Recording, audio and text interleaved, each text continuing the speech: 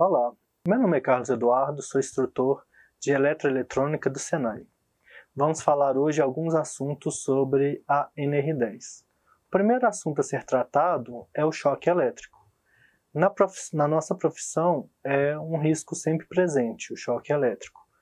Por que o choque elétrico, então, é tão prejudicial para a gente? O nosso organismo ele é comandado por impulsos elétricos, o movimento dos nossos braços, o funcionamento dos nossos órgãos.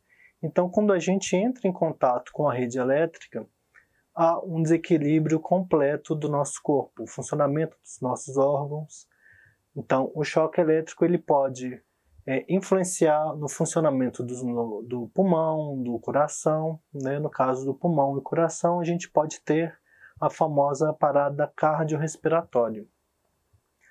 O choque elétrico também vai influenciar no nosso equilíbrio. Então, um dos riscos decorrentes também do choque elétrico, além da parada cardiorrespiratória, são as quedas, porque muitas vezes o profissional está, por exemplo, em cima de uma escada ou numa plataforma, quando ele leva o choque elétrico, né, quando ele tem contato com a energia elétrica, o que vai acontecer? O choque elétrico ele vai provocar contrações musculares. E isso vai provocar, por exemplo, o desequilíbrio e, consequentemente, a queda do eletricista. Então, o choque elétrico ele é um causador de vários acidentes. Né? E o choque elétrico ele pode, como dissemos, provocar a parada cardiorrespiratória, provocar as quedas. O ser humano, quanto mais tempo o indivíduo ficar exposto ao choque elétrico, pior são as consequências. Também, o choque elétrico muitas vezes é medido pela corrente elétrica. Então, a corrente elétrica é muito mais danosa do que muitas vezes o nível de tensão. Então, quanto maior a intensidade de corrente elétrica, maior vão ser os efeitos, maior vão ser os danos. E também vai ser o percurso dessa corrente elétrica. Se a corrente elétrica, por exemplo, ela passa só entre as mãos, entre os dedos, por exemplo, o dano é pequeno. Mas se ela passa das mãos pelo coração e sai, por exemplo, nos pés, o dano é muito grande, porque a corrente elétrica ela vai passar por órgãos vitais, como a gente citou, os pulmões e o coração. Um outro risco muito grande de lesões graves é um choque, por exemplo, na cabeça. Quando um eletricista, por exemplo, toca a cabeça, né, num cabo, por exemplo, se ele estiver sem capacete ou sem os EPIs, a corrente ela vai percorrer pelo cérebro, pode percorrer também o coração e o pulmão.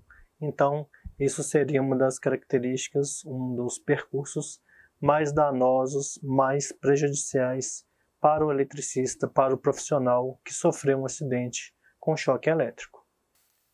Um outro agente que expõe os eletricistas ao risco é o arco elétrico.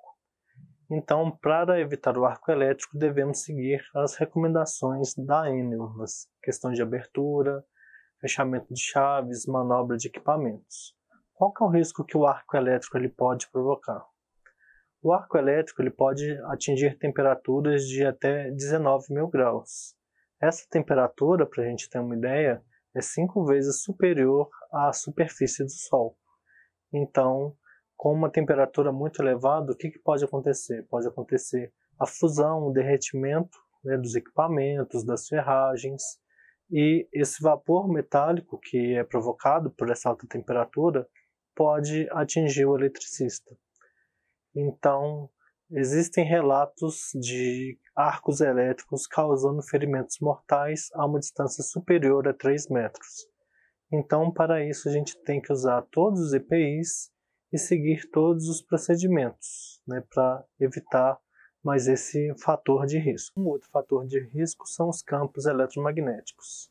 Qual que é o problema desses campos eletromagnéticos? Para os profissionais que, por exemplo, têm algum implante, platina, marca-passo, alguma cirurgia que implantou pinos ou alguma coisa assim, precisa de uma avaliação médica. Por quê?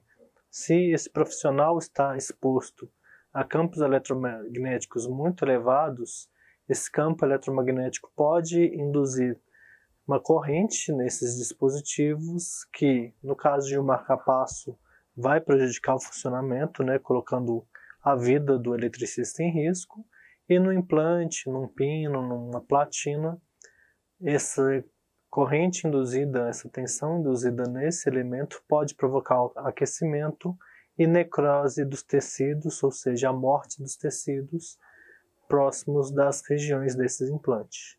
Então, quando o eletricista ele está nessa situação, ele precisa de uma avaliação médica para identificar se a pessoa pode ou não trabalhar numa determinada área.